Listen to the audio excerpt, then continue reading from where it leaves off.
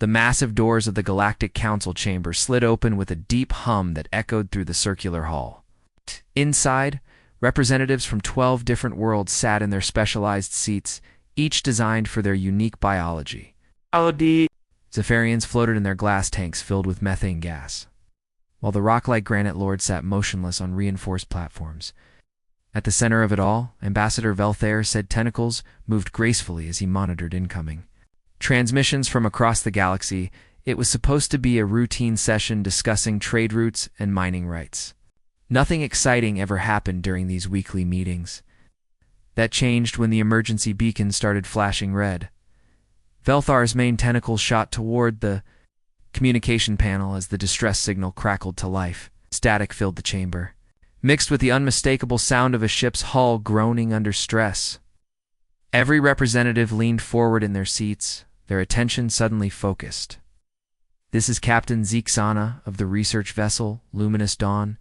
The voice broke through. The interference panic barely controlled. "We have ... engines, critical failure. Repeat, engines are down.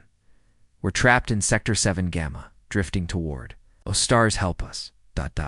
We're entering the burning void." The words hit the chamber like a physical blow.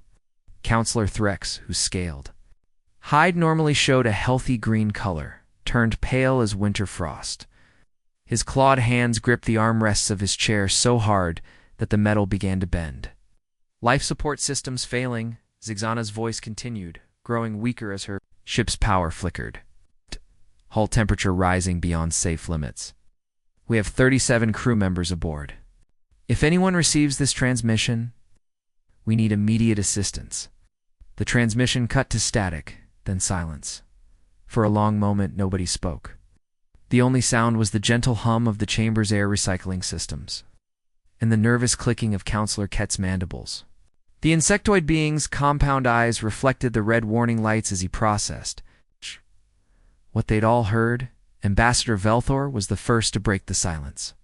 "Computer, display current location of the Luminous Dawn, holographic star." Map materialized in the center of the chamber.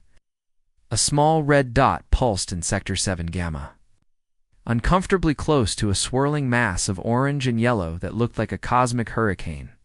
The burning void stretched across several light years, a region where 3 different stellar phenomena intersected to create the galaxy's most dangerous natural hazard. "Blessed ancestors," whispered Elder Mora, her crystalline body chiming softly. As she trembled, they're already past the outer boundary. Once a ship enters the void, there's no escape. Counselor Threx pulled up the environmental readings on his personal display, his expression growing more grim by the second. Temperature fluctuations between -200 degrees and over 3,000 degrees Celsius. Radiation levels that would kill most species in under 10 minutes. Gravitational anomalies that can tear a ship apart at the molecular level. "The stellar winds alone would blind any navigation system," added Commander Vex. His cybernetic implants worry as he processed the data. "No wonder no one has ever successfully navigated the void. It's not just dangerous, it's impossible." The chamber filled with the low murmur of worried conversations in a dozen different languages. Some representatives were already composing funeral messages for the doomed crew. Others debated whether they should even attempt to retrieve the bodies, assuming there would be anything left to find. Velthar's tentacles danced over his controls as he tried to re-establish contact with the Luminous Dawn. "Captain Zixana, this is Galactic Control. Please respond. We're attempting to coordinate a rescue operation." Even as he said the words, Velthar knew they were empty. There was no rescue operation that could reach the burning void. Every species in the galaxy had lost ships to that cosmic graveyard. The Zephyrians had lost 3 exploration vessels there over the past century. The Granite Lord's supposedly indestructible mining ships had been reduced to space dust within hours of entering the void's outer edge. "Perhaps we should begin preparing memorial services," suggested Elder Mora, her voice tinkling like wind chimes. The crew of the Luminous Dawn were brave explorers. They deserved to be remembered with honor. As the representatives began discussing funeral arrangements and notification procedures for the families, a new voice cut through their solemn planning. The transmission was clear and strong without any of the interference they'd expect from someone broadcasting near the burning void. Galactic Control, this is Captain Kim Dae-ho of the human vessel Iron Will. We've intercepted the distress beacon from the luminous dawn, requesting immediate permission to begin rescue operations. The effect on the chamber was instant and dramatic. Conversations stopped mid-sentence. Several representatives made choking sounds in their respective atmospheres. Counselor Kett's mandibles clicked so rapidly they sounded like machine gun fire. Humans. The newcomers from the third planet of an unremarkable yellow star. The species that had emerged from what the galactic community politely called a high-gravity death world, and what they privately referred to as that nightmare planet where everything tries to kill you. Ambassador Velthor's tentacles froze. Over his communication panel, when he finally found his voice, it came out as barely more than a whisper. Human vessel. This is Ambassador Velthor of the Galactic Council. You cannot possibly understand the magnitude of the danger you're proposing to face. The burning void has claimed hundreds of ships over the centuries. No rescue operation has ever been attempted because none could succeed. Captain Dae-ho's response came back immediately, his voice calm and professional, as if he were discussing the weather. Copy that. Control. We've reviewed the hazard reports in our database, understood that conditions are challenging. Challenging? Counselor Threx sputtered, his scales now completely white with shock. Captain, the radiation levels alone would cook your crew alive. Temperature extremes would flash freeze and then incinerate your ship in alternating cycles. The gravitational shears would tear your vessel apart. There was a pause before Dae-ho responded. When he did, there was something in his voice that made every alien in the chamber feel a chill despite their various environmental suits and atmospheric requirements. Galactic Control, we appreciate the warnings, but we've got 37 beings on that ship who are counting on someone to bring them home. My crew and I didn't come this far into space to abandon people when they need help most. We're going in. The transmission ended, leaving the chamber in stunned silence. Through the massive viewing ports, you could see a small dot of light in the distance, beginning to move toward the swirling hell of the burning void. Elder. Mora's crystalline body chimed softly as she spoke what everyone was thinking. They're going to die. Those brave, foolish humans are going to die trying to do the impossible. But as they watched the human ship accelerate toward certain death, none of them could shake the feeling that they were about to witness something that would change their understanding of what was possible in the universe. The bridge of the Asterisk Iron. Will Asterisk hummed with controlled chaos as Captain Kim Dae-ho stood before the main tactical display. The holographic projection showed the burning void in all its terrifying glory, swirling mass of cosmic destruction that looked like a hurricane made of fire and lightning stretched across space. Red warning indicators blinked constantly around. The edges of the display, each one representing a different way the void could kill them. Dae-ho's weathered hands traced the air above the hologram, studying the patterns of gravitational wells and radiation storms. His crew had followed him through asteroid fields, solar flares, and the crushing depths of gas giant atmospheres. But this was different. This was the galaxy's graveyard. Chief Engineer Park Hyjin wiped sweat from her forehead as she worked. At her station, engineering console looked like something from a fever dream. Dozens of warning lights flashed in sequence while diagnostic readouts scrolled past faster than most beings could read. Her fingers moved across the controls. With the precision of a concert pianist, rerouting power systems and reinforcing critical components. Captain, I've stripped power from everything we don't absolutely need to stay alive, she reported, not looking up from her work. Recreational facilities are dark, crew quarters are on emergency lighting, and I've even shut down the coffee makers, the coffee makers, called out Ensign Lee Min-ho from the communications station, genuine horror in his voice. Hi, Jin, that's taking things too far. Yeah. Despite the tension, a few crew members chuckled. Hajin shot him a look that could have melted hull plating. Min-ho, we're about to fly into a cosmic blender. I think you can survive without your morning caffeine fix. Hull reinforcement is at maximum capacity, she continued, turning back. To the captain, I've activated every backup system we have. The radiation shielding is running at 120% of normal capacity, which means it's going to burn out fast once we hit the real radiation. Deho nodded grimly. How long do we have? 2 hours, maybe 2.5 if we're lucky. After that, we'll be flying a radioactive coffin. At the navigation station, Lieutenant Nam Suben had pulled up 17 different holographic route projections. Each one showed a thin line threading through the chaos of the burning void, and each one looked more impossible than the last. Some routes took them through areas where the temperature would spike to solar core levels. Others led through gravitational anomalies that could stretch their ship like taffy.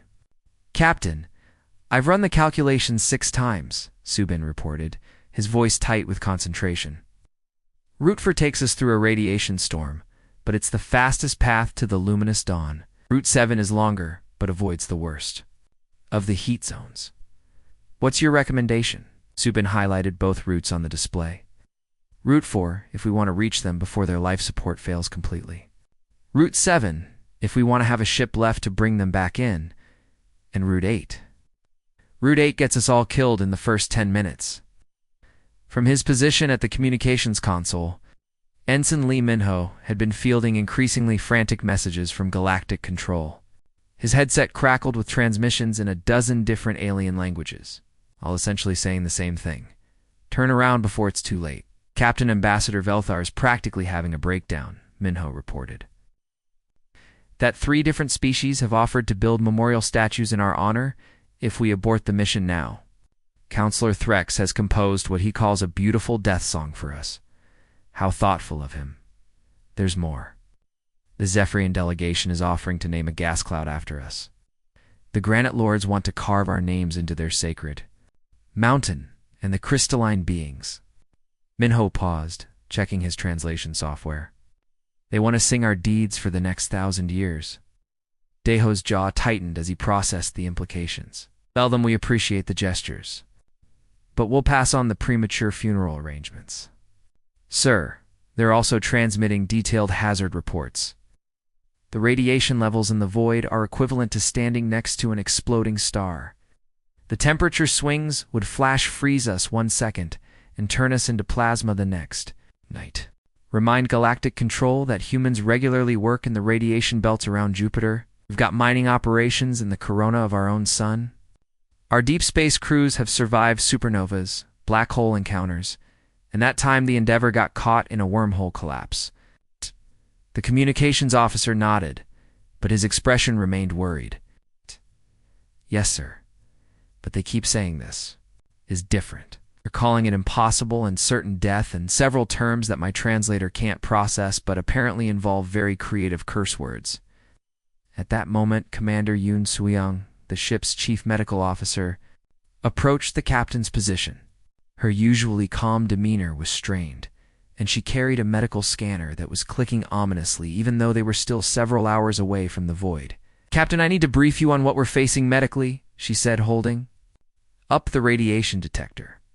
Even at our current distance, we're already registering elevated radiation levels. Once we enter the void proper, every person on this ship will be taking enough radiation to kill most alien species. Deho studied the device's readout. The numbers were climbing steadily as they approached their destination. What are our options? 5. Prepared radiation sickness treatments for everyone on board. Anti-radiation drugs, cellular repair boosters, genetic stabilizers, everything in our medical arsenal. But Captain, ... she paused, choosing her words carefully. We'll be pushing human biology to its absolute limits. Some of the crew might not make it back, even if the rescue succeeds. What about the survivors we're rescuing? That's the real challenge. Most alien species are far more sensitive to radiation than humans.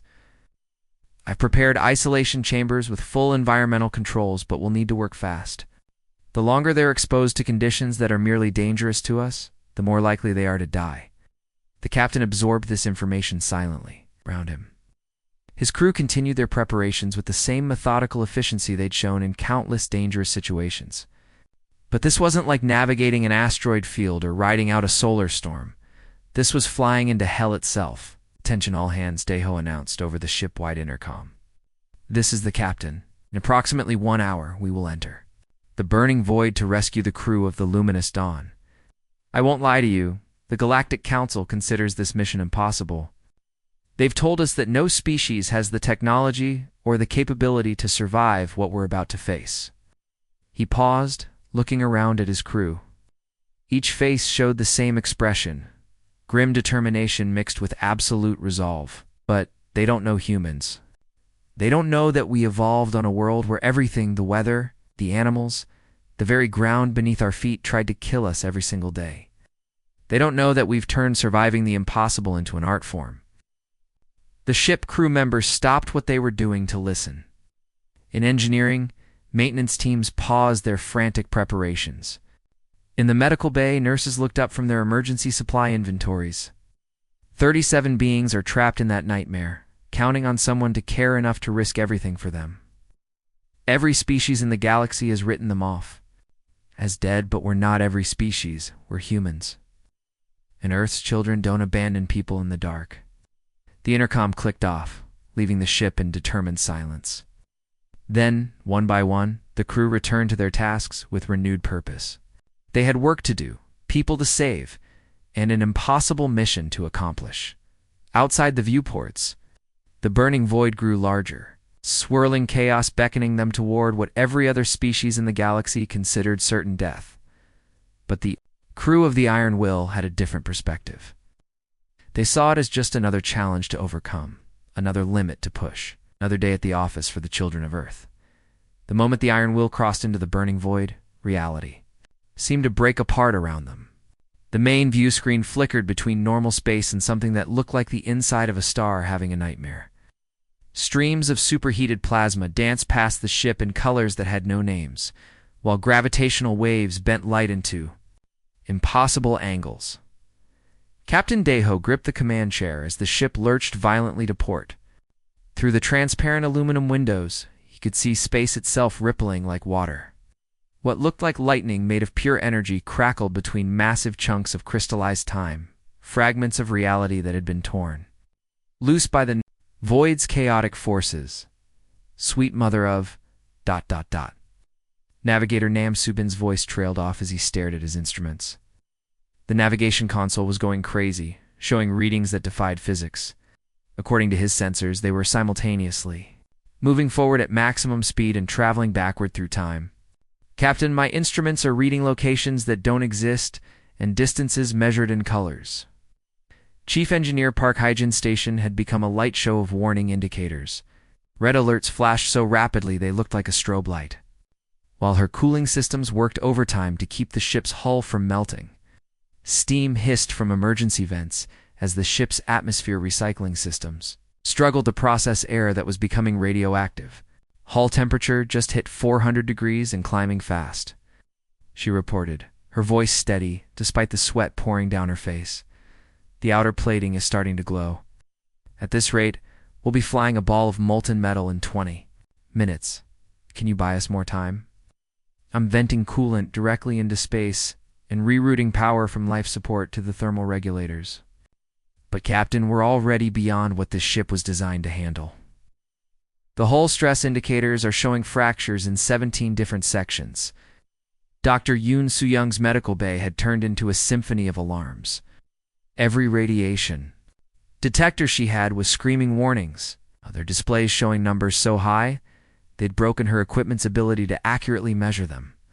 The ship's medical computer kept flashing a simple message: lethal exposure, evacuate immediately.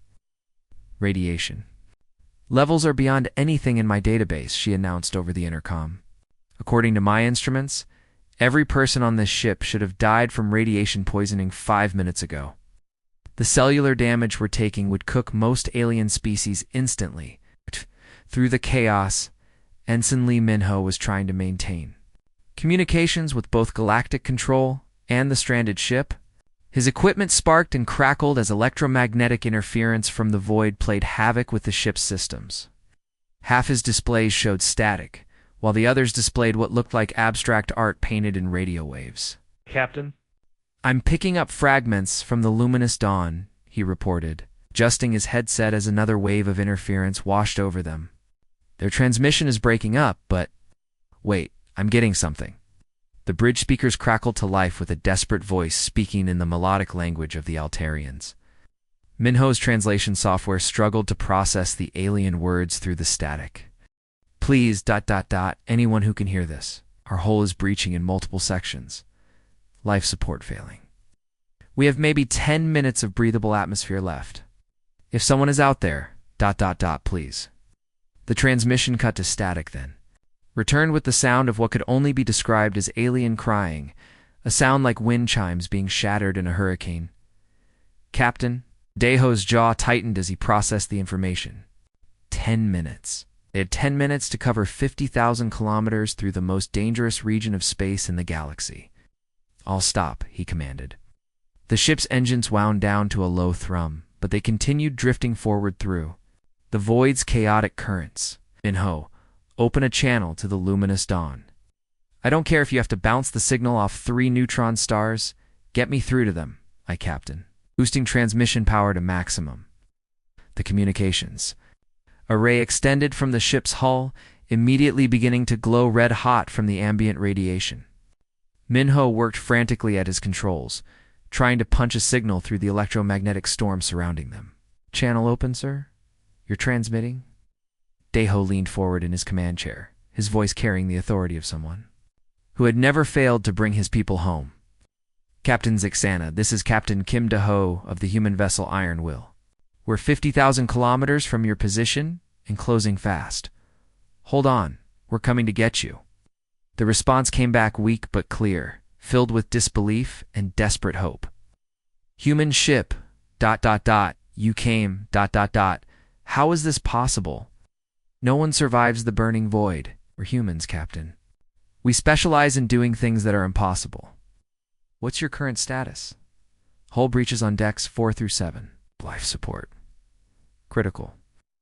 37 crew members sealed in the central corridor.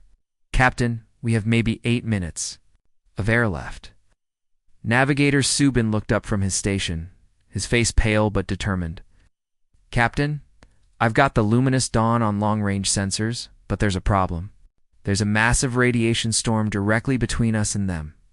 Class 5 electromagnetic hurricane with gravitational shears that could tear us apart. On the tactical display, the storm appeared as a swirling wall of death, a barrier of pure energy that stretched for thousands of kilometers in every direction. Lightning bolts the size of small moons crackled within its depths, while gravity waves bent space into knots. Chief Engineer Haijin studied the storm's energy patterns, her expression growing more concerned by the second. Captain, our shields are already down to 60% just from entering the void. If we try to punch through that storm... She shook her head. We might not have a ship left to rescue anyone with. What are our alternatives? We could try to go around it, but that would add at least 30 minutes to our travel time. They don't have 30 minutes. Dr. Yoon Soyoung's voice came over the intercom from the medical bay. Captain, I'm monitoring the crew's vital signs. We're all showing early symptoms of radiation sickness, but we're still functional. However, if we push much deeper into this environment... Deho stood up from his command chair and walked to the main view screen. The radiation storm filled the display like a wall of living fire, beautiful and terrifying in equal measure. Behind it, invisible but present on their sensors, 37 beings waited for someone to care enough to risk everything for them. All power to forward shields, he ordered. Navigation, plot the most direct course through that storm. Engineering, give me everything you've got. Captain Haijin protested. If we go in there at full power, the radiation exposure will triple. The hull stress could crack us like an egg. Deho turned to face his crew, his family, really bound together by countless shared dangers and impossible missions.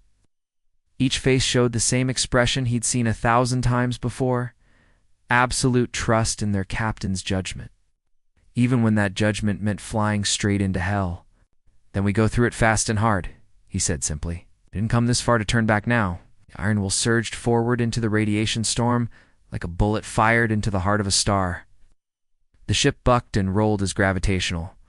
Shears tried to tear it apart, while electromagnetic pulses overloaded systems throughout the vessel. Sparks flew from overloaded consoles, as the crew fought to keep their ship together through pure determination and skill. Through it all, they pressed forward, driven by the simple human conviction that no one gets left behind in the dark. Contact. Subin suddenly shouted over the chaos of alarms and failing systems. I have the luminous dawn on visual. Distance, 5,000 kilometers and closing. On the view screen, through the swirling chaos of the storm, they could see their target, a graceful alien vessel that was coming apart at the seams, its hull glowing cherry red from heat and radiation damage. They had found them. Now came the hard part, getting everyone home alive. The luminous dawn looked like something from a nightmare. What had once been an elegant research vessel now resembled a broken toy that had been thrown into a furnace. The ship's graceful curves were twisted and warped, its silver hull blackened and torn open in dozens of places. Atmosphere vented from the breaches in ghostly streams that immediately froze in the vacuum, creating a trail of crystallized air that sparkled like deadly diamonds. Navigator Nam. Subin's hands flew over his controls as he tried to plot an inner course. While both ships drifted through the chaos of the burning void, his instruments showed readings that made no sense.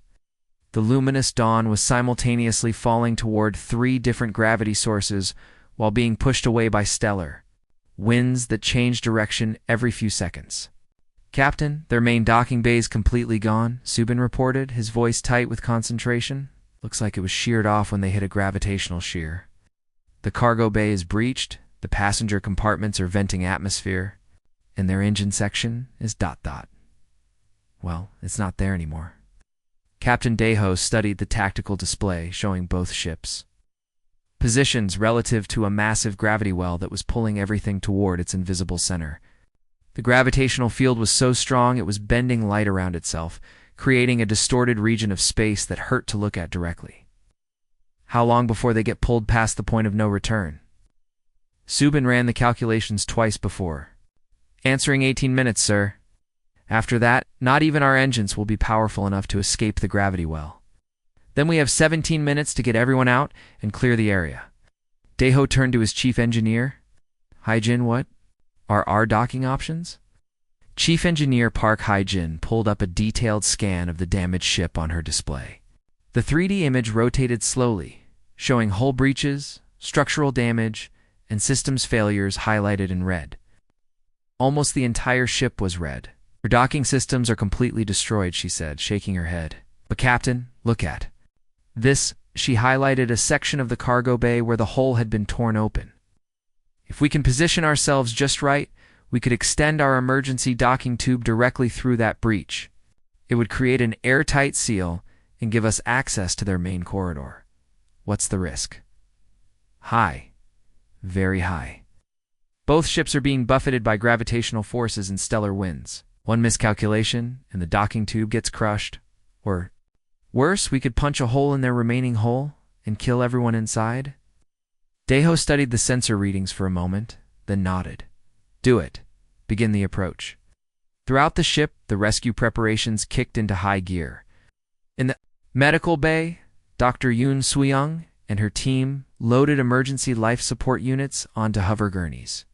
The portable devices would provide breathable atmosphere for the alien survivors during transport, assuming their biology was compatible with human-designed equipment. Medical team ready, she reported over the intercom. I've prepared treatment. Pods for 37 survivors, though I have no idea what some of these species will need. The Altarians breathe a nitrogen-oxygen mix like us. But these crystalline beings, she gestured at her medical scanner, which was showing readings, it couldn't interpret. I'm not even sure if they breathe at all. Security Chief Sergeant O.J. Wook assembled his rescue team in the main corridor outside the docking bay. 5 humans in reinforced environmental suits checked their equipment one final time.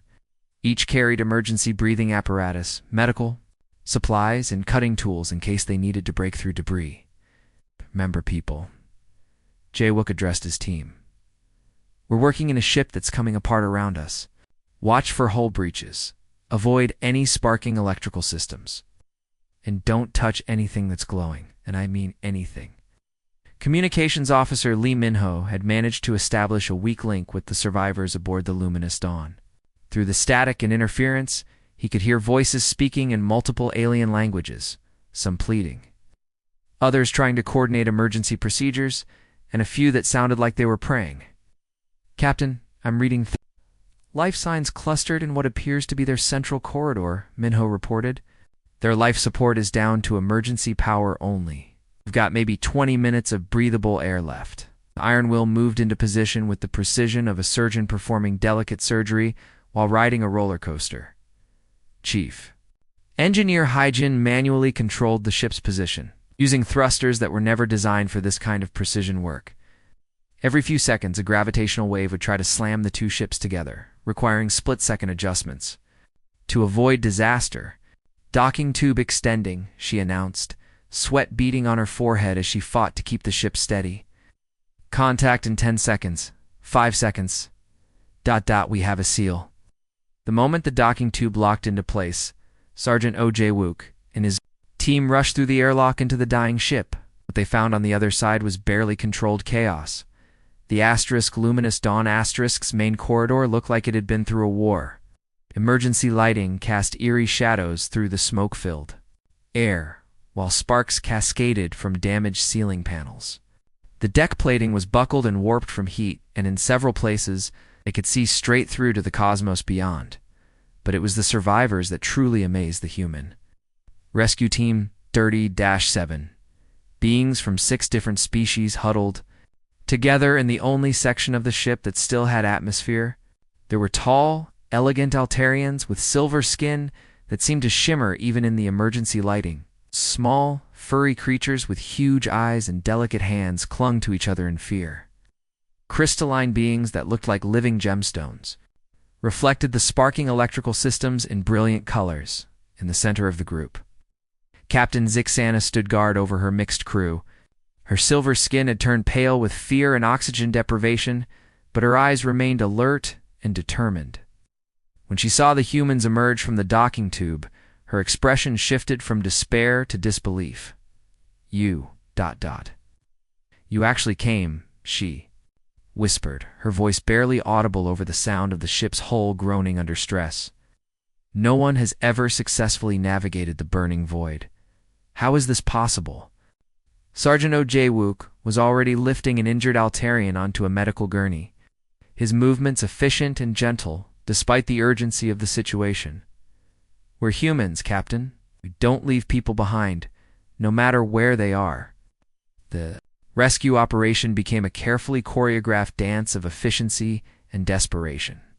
The human team worked with mechanical precision, carrying survivors through sections of the ship where the deck plating glowed red-hot, stepping around hull breaches that offered views of the swirling hell outside, and somehow maintaining their calm professionalism even as their own equipment began failing from the extreme conditions.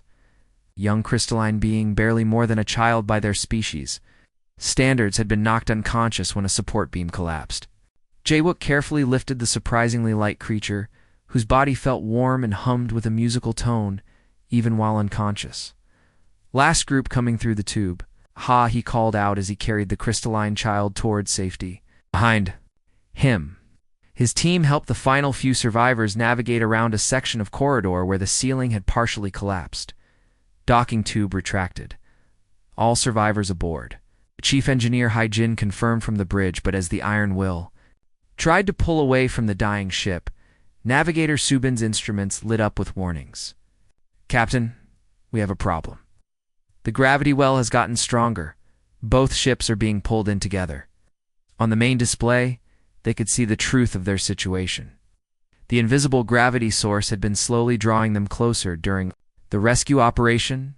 Now both ships were caught in its inexorable pull, falling towards something that would crush them both into cosmic dust. "We're not going to make it," Subin reported, his voice grim as he ran and reran the calculations. "Our engines aren't powerful enough to break free. The gravitational force is too strong." Captain Deho studied the sensor readings for a long moment, his mind working through possibilities that would have seemed insane to any other species in the galaxy. Then, slowly he began to smile, the same expression he'd worn when proposing. "To surf the solar winds around Mercury or mine asteroids in Jupiter's radiation belts? Then we don't fight it," he said quietly. "We use it." Navigation. Plot a slingshot course around the gravity source. We're going to ride this thing like the cosmic wave it is. The bridge fell silent as the crew processed what their captain was proposing. Use the gravity well that was trying to kill them as a catapult to escape. It was insane, impossible, and completely against every law of safe space flight in the galaxy. It was also exactly the kind of crazy plan that only humans would be desperate enough to attempt. The iron will plummeted toward the gravity well like a stone dropped into an infinite pit. On the bridge, every alarm that could possibly sound was screaming warnings about imminent destruction. The hull groaned and creaked as gravitational forces tried to stretch the ship into a thin line of metal and regret. Captain Deho gripped his command chair as the ship accelerated past any safe speed limit ever conceived by galactic engineers. Through the view screen, they could see space itself bending around them, creating a tunnel of distorted light that made reality look like a funhouse mirror. Stars stretched into lines, and the burning void's chaotic energies swirled around them, like a cosmic hurricane. Hull stress readings are completely off the charts. Chief Engineer Park Hae-jin shouted over the cacophony of alerts. Her fingers danced across controls that were sparking and smoking from the extreme forces acting on the ship. Captain, we're pulling 17 Gs. The structural integrity fields are the only thing keeping us from being compressed into a metal pancake. In the medical bay, the rescued aliens clung to whatever they could grab as the ship bucked and rolled through forces that should have killed everyone aboard. Dr. Yoon. Soo-young had strapped the more fragile survivors into specially cushioned medical pods. But even the crystalline beings, who were naturally more durable than most species, were showing stress fractures from the gravitational shear. Captain Zixana, still weak from her ordeal aboard the dying Luminous Dawn, watched in amazement and terror as the human crew worked with calm efficiency around her. While her own people would have been paralyzed with fear at experiencing such forces, the humans treated it like a particularly bumpy bus ride, trajectory holding steady. Navigator, Nam Soo-ben called out, his voice strained but focused. We're following the gravity well's curve, speed increasing 2.7 light speed, 0.8, 0.9. The ship shuddered as they reached the critical point of the slingshot maneuver. For a moment that felt like eternity, they hung suspended between being crushed by gravity or being flung out into space at impossible speeds. The iron will groaned like a living thing in pain, every bolt and weld tested beyond its design limits. Then suddenly, they whipped around the gravity source and shot toward the edge of the burning void like a bullet fired from the barrel of a cosmic gun. Slingshot trajectory confirmed, Subin shouted triumphantly. We're clear of the gravity well. Speed is ... Wow, we're doing almost light speed in climbing. The ship burst through the outer boundary of the burning void in a shower of sparks and electromagnetic discharge. Behind them, the cosmic maelstrom continued its deadly dance. But ahead lay the blessed darkness of normal space, dangerous, radiation-filled, asteroid-strewn normal space that suddenly felt as safe as a child's nursery. Chief Engineer Hae-jin collapsed back in her chair, exhausted from fighting to keep the ship together. Hull integrity at, well, we're not dead, so I'll call it a win. We've got stress fractures in every major structural component. The radiation shielding is completely fried, and I think our coffee maker finally exploded, but she held together. As the immediate danger passed, the rescued survivors slowly made their way to the ship's common area. It was a large, comfortable space designed for crew recreation during long voyages, with soft lighting and furniture that could accommodate various alien anatomies. The contrast with the hell they'd just escaped couldn't have been more stark. Captain Zixana approached Captain Deho with an expression that mixed awe, gratitude, and something approaching religious wonder. Her silver skin had regained some of its normal luster, but her large eyes still held the haunted look of someone who had seen certain death and lived to tell about it. How? She whispered, her melodic voice barely audible. How did you survive what no species in the history of the galaxy has ever survived? The burning void has claimed hundreds of ships. The gravitational forces we just experienced should have crushed us into atoms. Deho accepted a steaming cup of coffee from Dr. Yoon Soo-young. who had somehow managed to brew a fresh pot despite the ship's systems. Being held together with determination and spare parts, he took a sip and shrugged as if they'd just completed a routine cargo run. "We're from Earth," he said simply. Compared to our homeworld, this was just rough weather. Around them, the rest of the human crew was already returning to their normal duties with the same casual efficiency they'd shown. Throughout the rescue, Chief Engineer Hyjin was running diagnostics on damaged systems and compiling a repair list. Navigator Suben was updating the ship's logs and filing their flight path data for future reference. Dr. Yoon. Soo-young moved between the alien survivors, checking their vital signs and adjusting their medical support systems. It was this casual, an attitude that truly stunned the rescued aliens. One of the small, furry creatures, a Vexillion whose species was known for their keen hearing, overheard Communications Officer Lee Minho talking to Ensign Park Ji-sung, who was taking over the next shift. "Remember to log this under routine rescue operations," Minho was saying as he updated the ship's records. "Though you might want to add a note about the unusual gravitational effects in that region. Could be useful data for future missions." The Vexillion's large ears twitched in disbelief. "Routine?" he squeaked, his voice high-pitched with shock. "You call what we just survived routine?" Minho looked genuinely confused by the question. "Well, yes. I mean, it wasn't as challenging as that time we had to extract the Aurora colony from a supernova's blast wave, or when we rescued the Titan mining station that got caught inside a black hole's accretion disk." He paused, thinking. "Oh, and there was that incident where we had to evacuate an entire planet before it got swallowed by a space-time anomaly. Now, that was tricky. We only had 6 hours, and the anomaly kept changing the laws of physics every few minutes." Assembled aliens stared at each other in growing horror as they realized that humanity's definition of impossible was vastly different from the rest of the galaxy's understanding. What they had just witnessed, a rescue mission that would be sung about in alien legends for centuries, was two humans, just another day at the office. Captain Zixana sank into one of the common area's chairs, her legs suddenly unable to support. Your species regularly performs rescues that other civilizations would consider mythological." Dr. Yoon Soo-young looked up from checking on a crystalline patient whose internal harmonics were finally stabilizing. "Oh, this wasn't even our most difficult rescue this month. Last week, Captain Chin's crew pulled a research vessel out of a collapsing wormhole. The week before that, the Defiance rescued a diplomatic convoy that had gotten trapped in a temporal loop. Meanwhile, across the galaxy at Galactic Control, Ambassador Velthar was having what his species called a comprehensive nervous breakdown. He stared at the sensor readings that showed the iron will emerging from the burning void alive, intact, and apparently none the worse for wear.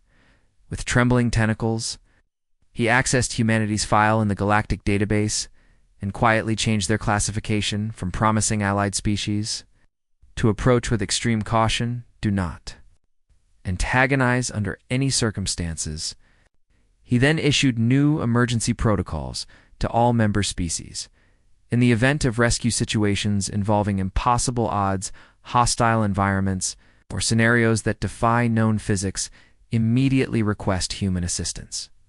Under no circumstances should any member species attempt to match or compete with human rescue operations.